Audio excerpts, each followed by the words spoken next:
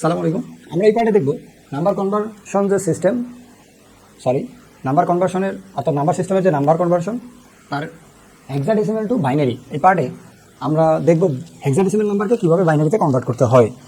Note লেখা আছে, আমাদের নোটটা হেল্প করবে, কিন্তু আমরা প্র্যাকটিক্যালি আগে একটা এক্সাম্পল দেখি। সিমিলারলি ওকে, এখন আছে আমাদের 98.2। আমরা বাইনারি থেকে হেক্সাডেসিমাল আসছিলাম, তখন কী করছি? বাইনারির 4 বিট কাপলকে হেক্সাডেসিমালের এক একটা করে ডিজিটে নিয়ে আসছি। তাহলে হেক্সাডেসিমাল প্রত্যেকটা ডিজিটকে বাইনারি 4 বিট কাপলে কনভার্ট করতে হবে। আর আমরা জানি বাইনারি যে ডেসিমেল সমমান সেটা হচ্ছে পজিশনাল ভ্যালু অনুযায়ী 2 1 4, তারপর 8, তারপর এইভাবে চলতে থাকবে, তাই না? আমরা যে কোনো নাম্বার সিস্টেম থেকে ডেসিমেলে ব্যাক করার যে কনভার্সন, সে পার্টটা দেখে থাকলে এটা খুব সহজেই বোঝার কথা তোমাদের অলরেডি। ধন্যবাদ। আমরা আশা করবো তোমরা সেটা দেখছো আর তোমার জানা আছে। এখন দেখো, তাহলে আমাদেরকে প্রত্যেকটা ডিজিটের জন্য লিখতে হচ্ছে। তাহলে বলো এখানে 9 জন্য আমাকে কী লিখতে হবে? 9 জন্য লিখতে হবে, খেয়াল করি, 9 জন্য ভ্যালিডকে 8 আর 1 9, তাই তো? তাহলে এটা হবে 1, এটা হবে 1, বাকি দুটো হবে 0।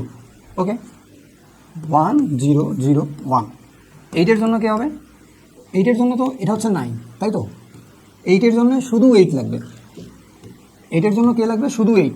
1 8 হবে ভ্যালিড, বাকিগুলো প্রয়োজন নাই। তাহলে তো আমার 8 4 বিট, মানে এটা তো হেক্সাডেসিমাল 8 এর 4 বিট ইকুইভ্যালেন্ট বাইনারি হচ্ছে 1 0 0 0। তাহলে এর জন্য হবে 1 0 0 0। এরপর হচ্ছে আমাদের হেক্সাডেসিমালের যে পয়েন্ট, বাইনারিতে এসে বাইনারি পয়েন্ট। 2 এর জন্য কে ভ্যালিড? 2 এর জন্য বলো তো? 2 এর জন্য হচ্ছে 2 শুধু ভ্যালিড হবে, বাকি সবাই 0। এখন বলো 0 0 1, এর শেষে আরেকটা 0, তাই তো? আমরা জানি দশমিক বিন্দুর পরে সার্থক অঙ্কের শেষে যে শূন্য থাকে সেগুলো আর লিখতে হয় না, তাই হয়তো বা বাইনারি ঠিক তো আছে লেখা, এখানে হবে হেক্স মানে 16।